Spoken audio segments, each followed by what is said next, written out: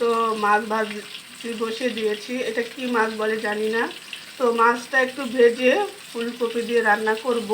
তো মাছটা ভেজে নিচ্ছি।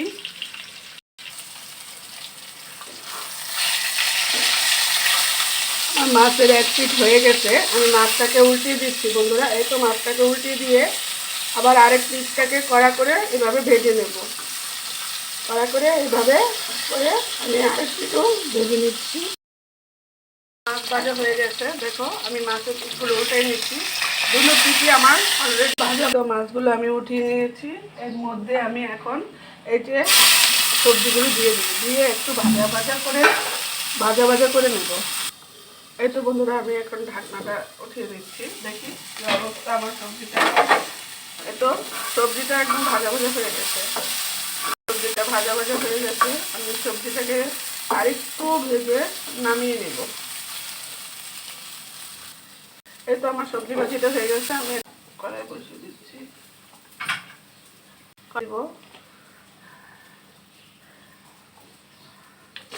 তেল দিয়ে দিয়েছি, তেলটা গরম হলে এতে পেঁয়াজ ছেড়ে দিচ্ছি।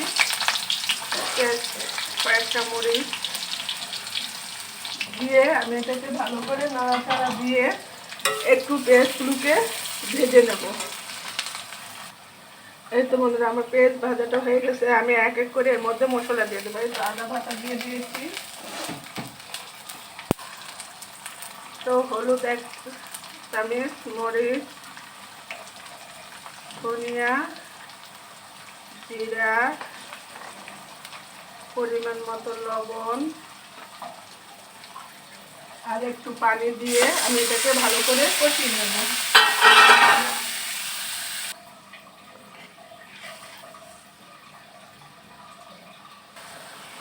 এই তো আমার মশলাটা ভালো কষানো হয়ে গেছে, তেলটা উপরে ছেড়ে দিয়েছে। আমি ভেজে রাখা সবজিগুলো, ফুলকপি আলুগুলো যেটা ভেজে রেখেছিলাম আমি, ওইটা এটার মধ্যে দিয়ে দেবো।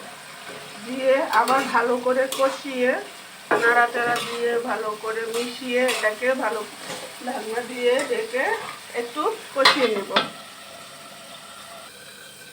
আমার কি অবস্থা, এই তো আমার ফুলকপি এটাও একদম ভাজা ভাজা হয়ে গেছে। এর মধ্যে আমি এখন পানি ঢেলে দেবো।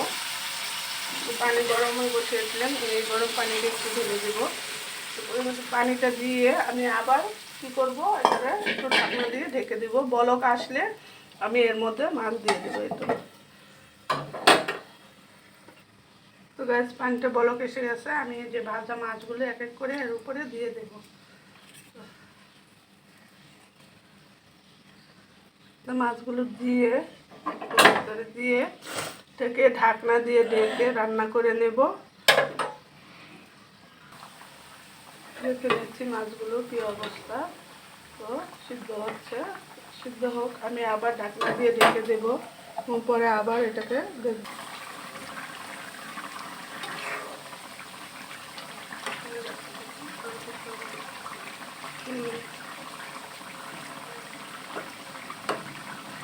আমার তরকারিটা এখন হয়ে গেছে, তো সিদ্ধ হয়ে গেছে সব কিছু। আমি এর উপরে একটু শাক দিয়ে তারপর দিয়ে দিচ্ছি, দিয়ে ধনে পাতা দিয়ে দেবো। ধনে পাতাটা দিয়ে আর একটু সিদ্ধ করে আমি ইয়াটাকে নামিয়ে নেব। এই তো কমপ্লিট হয়ে গেছে আমার তরকারি রান্নাটা।